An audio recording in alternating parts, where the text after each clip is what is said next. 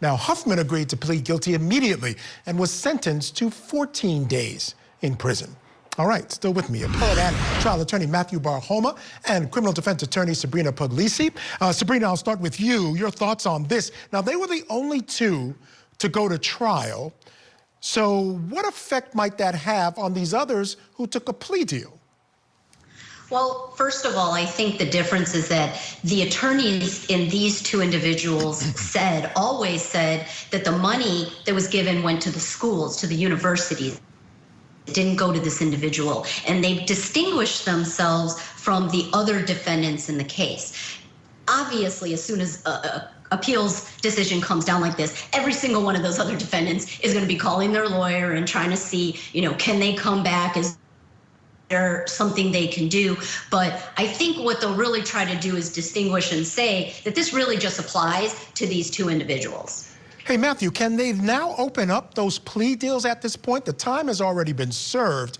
I imagine the attorneys for, let's say, someone like Lori Loughlin, he might try to get her record expunged at that point, no?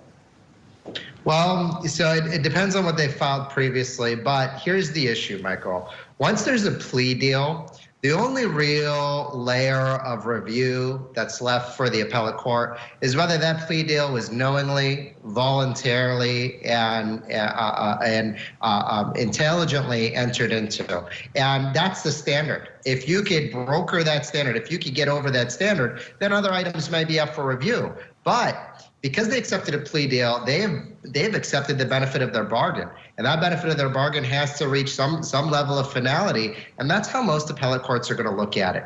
Also, as my colleague here has said, this is a case that's distinguishable, right? If they can't distinguish it, even after they've gotten over this burden, they're not going to be successful. So I would assume for everyone else, it's an uphill battle. Yeah, no doubt about it. Most plea deals that you take, you kind of give away your right to appeal at some point, again, unless you can find those extenuating circumstances. Now, Sabrina, you talked about why it was different, and that's one of the reasons pointed to by the appeals court. They essentially said that from the beginning, these guys argued that when they gave this money over, they had no idea that it was for bribes. The others who took a plea deal suggested they did know, but these guys had no idea that the money was being used to pay off coaches and to create these online profiles that would allow them to get into these schools on athletic scholarships or through these athletic teams. So that's the real reason, right?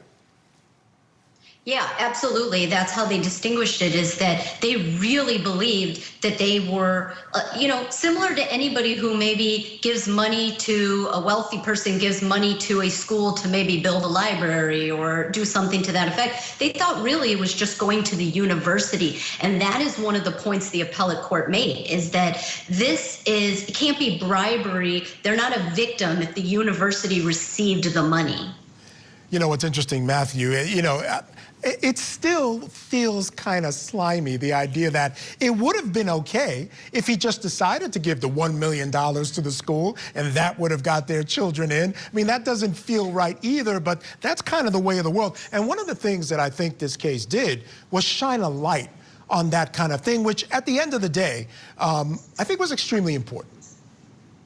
Listen, I agree with you 100%. What I think the appellate court's looking at is the layer of intent. Right? If you gave the money straight to the school, what was your intent? We can't decipher it. Not only that, another really important point that the appellate court made was that ultimately these were defendants who were kind of washed in a vacuum with all the other defendants who maybe were a lot more culpable.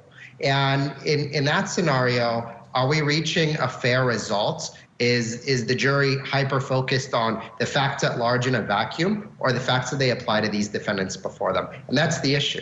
Yeah, at the end of the day, you're exactly right. One of the things the appeals court said was that they erred, the lower court erred, in letting all the information about all these other parents into the trial, because then it got them guilt by association on some level, and they couldn't tell the difference between whether what they did was different from those other parents, and swept them up in this entire scandal. So a big, big win for those parents. All right, we'll keep an eye on what happens with the rest of those cases, of course, and keep you updated. All right, guys, stand by. Coming up, 4 months after a 6-year-old student shot his teacher, we now see video of the police response to the scene. That's coming up next here on CourtTV, your front row seat to justice. I started hearing these stories about murder. Go deep inside the dark world of true crime. We knew that what we were doing had consequences, but we just didn't care. Vice.